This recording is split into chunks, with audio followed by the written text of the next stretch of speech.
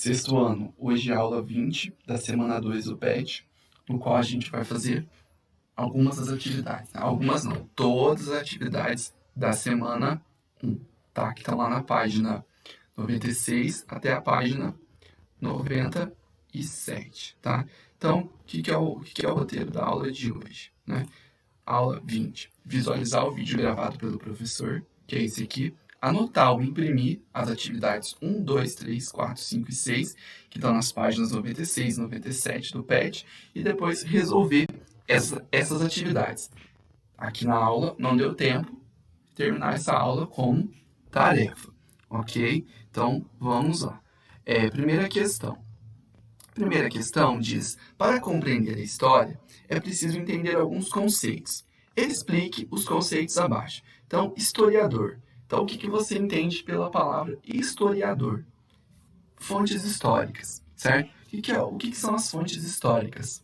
Beleza? O que são os fatos históricos? O que são rupturas? O que são permanências? Então, é preciso entender todos esses conceitos para que a gente consiga entender melhor o que é a história. Compreender melhor como é o estudo da história. Tudo isso aí foi falado na aula de ontem, ou estão nos sites e nos vídeos que foram falados, que foram colocados para vocês na aula 19, tá? Não sei se é ontem, porque eu não sei exatamente o dia que vai ocorrer essa aula, né? Mas foi essa é a aula 20, eu falei sobre isso na aula 19, tá?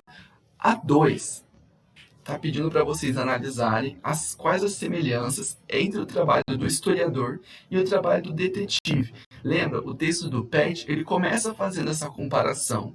E eu falo um pouquinho para vocês dessa comparação também na aula 19. Então, dê uma lidinha de novo no texto do PET. Se for preciso, dá uma assistida de novo na aula anterior, que vai estar tudo lá bem explicadinho.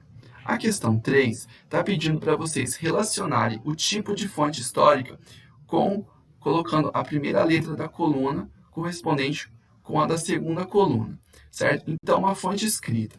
Qual desses exemplos aqui representa uma fonte escrita? É a fotografia? É a entrevista? É o baú de madeira? É a carta? É o filme? Beleza? Então, a fonte material. Qual dessas alternativas aqui que representa, qual desses exemplos aqui que representa uma fonte material? Aí você vem aqui e coloca a letra. 4. Imagine que daqui 100 anos um historiador decida estudar o Brasil de 2021. Cite 3 exemplos de fontes históricas que ele poderia usar. Então, gente, vocês precisam pensar em 3 coisas que a gente usa muito hoje em dia e que podem sobreviver ao tempo e que podem ser utilizadas pelo historiador que lá em 2121 resolva estudar o Brasil de hoje. Que três coisas que a gente usa bastante hoje em dia que podem ser usadas para isso, tá? A quinta questão é, com base na leitura do texto dessa semana, explique por que na história existem verdades ao invés de uma única verdade. Lembra, eu falei para vocês isso, tá lá no texto do PET, essa resposta. Por que não existe uma única verdade, certo? Porque o historiador, que mesmo, voltem a aula anterior para que ou dê uma lidinha no PET para que vocês possam responder isso melhor. Aí a última questão da aula de hoje é: escreva um parágrafo refletindo a seguinte questão: por que é importante estudar história? Lembra, na última aula eu indiquei para vocês um site, e esse site ele dizia 4 respostas possíveis para poder responder por que a gente deve estudar história, beleza?